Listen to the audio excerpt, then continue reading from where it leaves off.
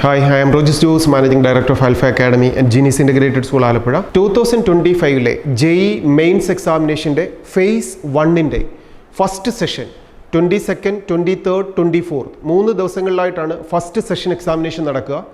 Second session എന്ന് പറയുന്നത് 28, 29, 30. 3 ദിവസങ്ങളിലായിട്ടാണ് second session examination നടക്കുക. 22nd, 23rd, 24th ഈ 3 ദിവസങ്ങളിൽ നടക്കുന്ന JEE മെയിൻസിൻ്റെ ഫസ്റ്റ് ഫേസ് എക്സാമിനേഷൻ്റെ hall ticket admit card release ചെയ്തിരിക്കുന്നു.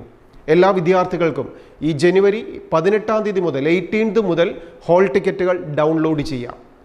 ഈ 3 ദിവസങ്ങൾ 22nd, 23rd, 24th ദിവസങ്ങളിൽ നമുക്ക് എക്സാമിനേഷൻ ഉള്ള വിദ്യാർത്ഥികൾക്ക് മാത്രമാണ് ഇപ്പോൾ ഹോൾ ടിക്കറ്റ് ഡൗൺലോഡ് ചെയ്യാൻ പറ്റുക. നാം ചെക്ക് ചെയ്യുന്ന സമയത്ത് നമ്മുടെ ഹോൾ ടിക്കറ്റ് ഡൗൺലോഡ് ചെയ്യാനുള്ള ഓപ്ഷൻ വന്നിട്ടില്ലെങ്കിൽ നാം മനസ്സിലാക്കുക, നമ്മൾ second സെഷനിലായിരിക്കും 28th, 29th, 30th second സെഷനിലായിരിക്കും നമുക്ക് എക്സാമിനേഷൻ ലഭിക്കുക.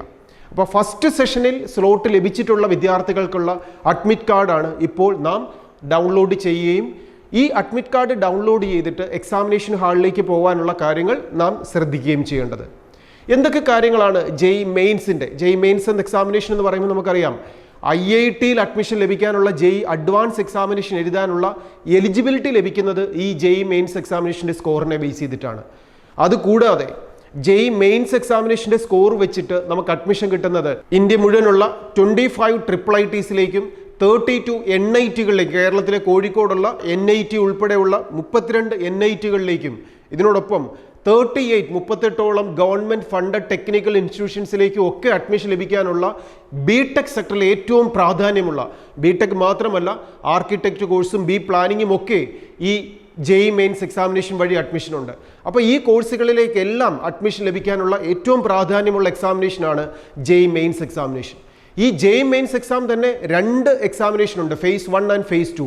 JEE മെയിൻസിൻ്റെ ഫസ്റ്റ് ഫേസ് ആണ് ഈ ജനുവരി 22nd മുതൽ 30th വരെയുള്ള ദിവസങ്ങളിലായി നടക്കുക. ഇനി സെക്കൻഡ് ഫേസ് എക്സാമിനേഷൻ ഏപ്രിലാണ്. ഏപ്രിൽ 1 മുതൽ 8th വരെയാണ് സെക്കൻഡ് ഫേസ് നടക്കുക. ഈ 2 എക്സാമിനേഷനിൽ നമ്മുടെ ഹയസ്റ്റ് സ്കോർ ആയിരിക്കും റാങ്കിങ്ങിന് വേണ്ടി കൺസിഡർ ചെയ്യുക.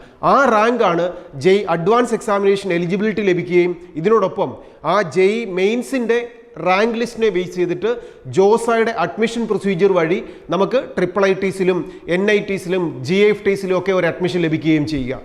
ഇനി ഈ ഹോൾ ടിക്കറ്റ് ഡൗൺലോഡ് ചെയ്ത് കഴിയുമ്പോൾ എക്സാമിനേഷൻ ഹാളിലേക്ക് പോകുമ്പോൾ നാം ശ്രദ്ധിക്കേണ്ട കാര്യങ്ങൾ എന്തൊക്കെയെന്ന് നമുക്ക് നോക്കാം.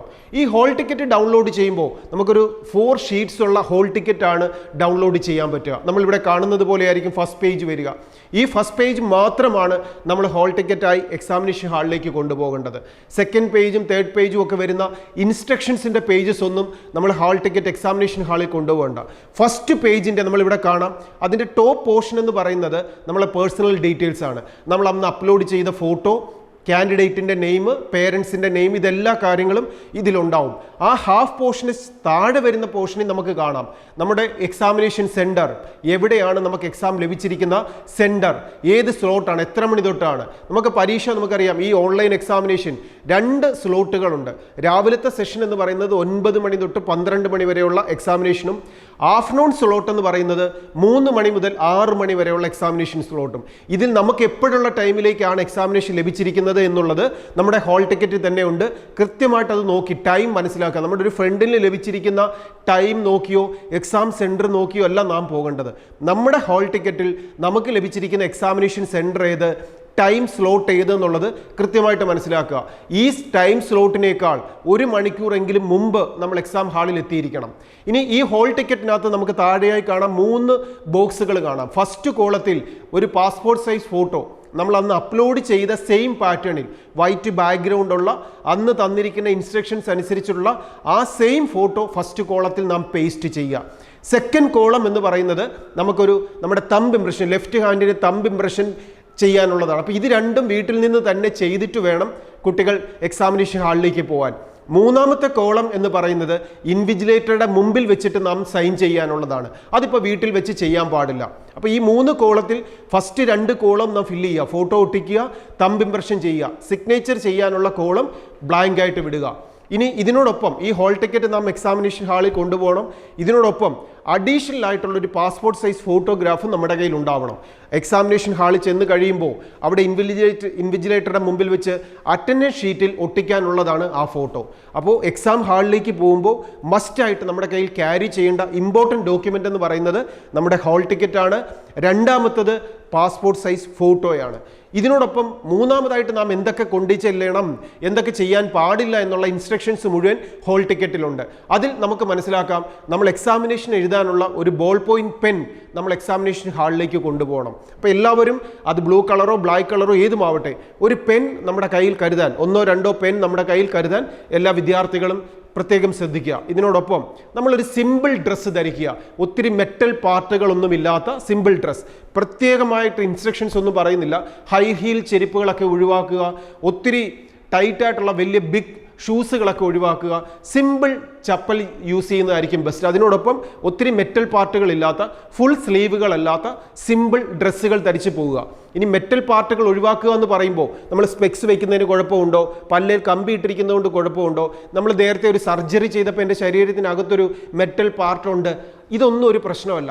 ഇതൊക്കെ നമുക്ക് കൃത്യമായിട്ട് നമുക്ക് പോകുന്ന സമയത്ത് ഒരു ടെൻഷനും ഇല്ലാതെ നമുക്ക് എക്സാം ഹാളിലേക്ക് പോവാം.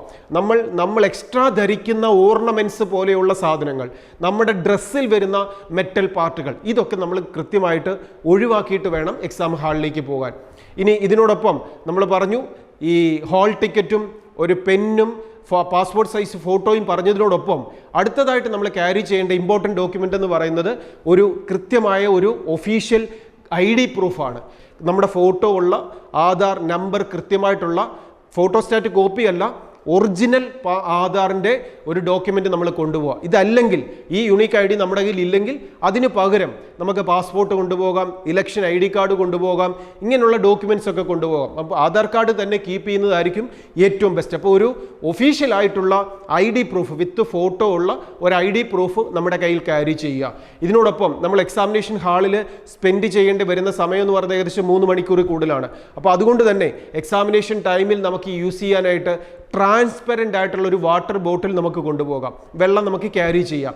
അത് ട്രാൻസ്പെറൻ്റ് ആയിട്ടുള്ളൊരു വാട്ടർ ബോട്ടിൽ ആകുന്നതായിരിക്കും ഏറ്റവും നല്ലത്. അങ്ങനെ തന്നെയാണ് എൻട്രൻസ് കമ്മീഷണർ പറയുന്നത്. അപ്പോൾ അതുകൊണ്ട് തന്നെ ട്രാൻസ്പെറൻ്റ് ആയിട്ടുള്ളൊരു വാട്ടർ ബോട്ടിലും നമ്മുടെ കയ്യിൽ കരുതാം. ഇനി ടെൻഷൻ ഇല്ലാതെ എക്സാമിനേഷൻ എഴുതുക. നമ്മുടെ എക്സാമിനേഷൻ സെൻറ്ററും ടൈമും ഒക്കെ കൃത്യമായിട്ട് മനസ്സിലാക്കിക്കൊണ്ട് നമ്മൾ കൃത്യസമയത്ത് എത്തുന്നത് ടെൻഷൻ ഒഴിവാക്കാൻ നമുക്ക് സാധിക്കും. ഇനി പരീക്ഷാ ഹാളിലേക്ക് കയറി കഴിഞ്ഞാൽ നമുക്കറിയാം 75 ക്വസ്റ്റ്യൻസ് ആണ്. ആ 75 ക്വസ്റ്റ്യൻസ് നല്ല കോൺഫിഡൻസോടെ പരീക്ഷ എഴുതുക. ഇവിടെ പെർസെൻറ്റൈൽ സ്കോറാണ്, പെർസെൻറ്റേജ് അല്ല, പെർസെൻറ്റൈൽ സ്കോറാണ്. അപ്പം മാക്സിമം സ്കോർ ചെയ്യാൻ നമ്മളൊരു തെറ്റ് വരുത്താതെ തന്നെ ഏറ്റവും നല്ല മാർക്ക് മാക്സിമം സ്കോർ ചെയ്യാൻ വളരെ ശ്രദ്ധിച്ച് പരീക്ഷ എഴുതുക. എനിക്ക് ഫിസിക്സിൽ ഒരല്പം കുറഞ്ഞു പോയി, അല്ലെ മാത്സ് എനിക്ക് ടഫായിപ്പോയി, ഇങ്ങനെയൊന്നും പരീക്ഷാ ഹാളിൽ ചിന്തിക്കേണ്ട. നമുക്കറിയാവുന്ന ക്വസ്റ്റ്യൻസ് ഏറ്റവും നന്നായിട്ട് എഴുതുക. മാത്സ് ആണോ, ഫിസിക്സ് ആണോ, കെമിസ്ട്രി ആണോ നമുക്ക് ഈസി ആയിട്ട് ഫീൽ ചെയ്യുന്നത്. ഇപ്പോൾ ഒരു സബ്ജക്റ്റിൽ തീർത്തും 0 ആയി പോയി എന്നുള്ളത് കൊണ്ടും അവിടെ ജെയ്ഡ് എക്സാമിനേഷന് പ്രശ്നമൊന്നുമല്ല.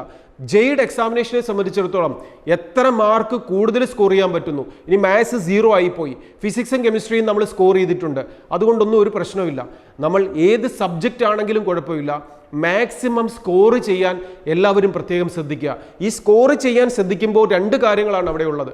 ഒന്ന്, ടൈം മാനേജ് ചെയ്യണം. 2, ടെൻഷൻ ഫ്രീ ആയിട്ട് എക്സാമിനേഷൻ എഴുതണം. ഈ 2 കാര്യങ്ങളും ഇനിയുള്ള ദിവസങ്ങളിൽ മോഡൽ എക്സാമിനേഷൻസ് എഴുതി നന്നായിട്ട് പ്രാക്ടീസ് ചെയ്ത് എനിക്ക് ഈ 75 ക്വസ്റ്റ്യൻസിൽ എത്ര മാക്സിമം മാർക്ക് എനിക്ക് സ്കോർ ചെയ്യാൻ പറ്റുന്ന ഒരു ലെവലിലേക്ക് എനിക്ക് എത്താൻ സാധിക്കുന്നുണ്ട്, അതിന് ഞാൻ എന്തൊക്കെ കറക്റ്റ് ചെയ്യാനുണ്ട്, ഇതെല്ലാം കൃത്യമായിട്ട് നമ്മുടെ മിസ്റ്റേക്കുകളെ മനസ്സിലാക്കി പ്രാക്ടീസ് ചെയ്ത് കൃത്യമായ ഡോക്യുമെൻസുകൾ എടുത്തുകൊണ്ട് നല്ല കോൺഫിഡൻസോടെ എക്സാമിനേഷൻ ഹാളിൽ പോയി ജെയുടെ ഈ ഫസ്റ്റ് ഫേസ് എക്സാമിനേഷനിൽ തന്നെ ഒരു 100% മാർക്ക് സ്കോർ ചെയ്തുകൊണ്ട് ഏറ്റവും മികച്ച ഇന്ത്യയിൽ തന്നെ അല്ലെങ്കിൽ വേൾഡിൽ തന്നെ ടോപ്പ് മോസ്റ്റ് ക്യാമ്പസുകളിൽ ഒന്നായ NITകളിലും IIITsകളിലും അല്ലെങ്കിൽ GFTസിലും അതുപോലെയുള്ള ക്യാമ്പസുകളിലേക്ക് ഒരു അഡ്മിഷൻ നേടാനുള്ള പരീക്ഷയിൽ ഏറ്റവും ഉയർന്ന പെർസെൻറ്റേജ് സ്കോറും റാങ്കും നേടി നിങ്ങളുടെ ഫ്യൂച്ചർ ഏറ്റവും ബെസ്റ്റാക്കി മാറ്റാൻ എല്ലാ വിദ്യാർത്ഥികൾക്കും സാധിക്കട്ടെ. ആൽഫയിലെ വിദ്യാർത്ഥികളെ സംബന്ധിച്ചിടത്തോളം, ജീനിയസ് ഇൻ്റഗ്രേറ്റഡ് സ്കൂളിലെ വിദ്യാർത്ഥികളെ സംബന്ധിച്ചിടത്തോളം നിങ്ങൾ നന്നായി പ്രിപ്പയർ ചെയ്തിട്ടുണ്ട്, മോഡൽ എക്സാമിനേഷൻസ് എഴുതിയിട്ടുണ്ട്, ഡൗട്ട്സുകൾ തീർത്തിട്ടുണ്ട്, നന്നായി പഠിച്ചെഴുതുക. ഇതിനോടൊപ്പം നമ്മൾ ഈ ചാനലിലൂടെ കേൾക്കുന്ന കേരളത്തിലെ, ഇന്ത്യയിലെ മുഴുവൻ വിദ്യാർത്ഥികൾക്കും ഏറ്റവും ഏറ്റവും നന്നായി JEE എക്സാമിനേഷൻ എഴുതാൻ സാധിക്കട്ടെ. കൃത്യമായി ഇൻസ്ട്രക്ഷൻസ് ഒക്കെ വായിച്ച് മനസ്സിലാക്കിക്കൊണ്ട് എക്സാം ഹാളിലേക്ക് പോവുക. എന്തെങ്കിലും ഡൗട്ട്സുകൾ ഉണ്ടെങ്കിൽ ആൽഫയുടെ ക്യാമ്പസിലേക്ക് വിളിക്കാം. നിങ്ങളെ അസിസ്റ്റ് ചെയ്യാൻ ഈ യൂട്യൂബ് ചാനലിലൂടെ ആൽഫ അക്കാഡമി എപ്പോഴും കൂടെ ഉണ്ടാവും. All the best.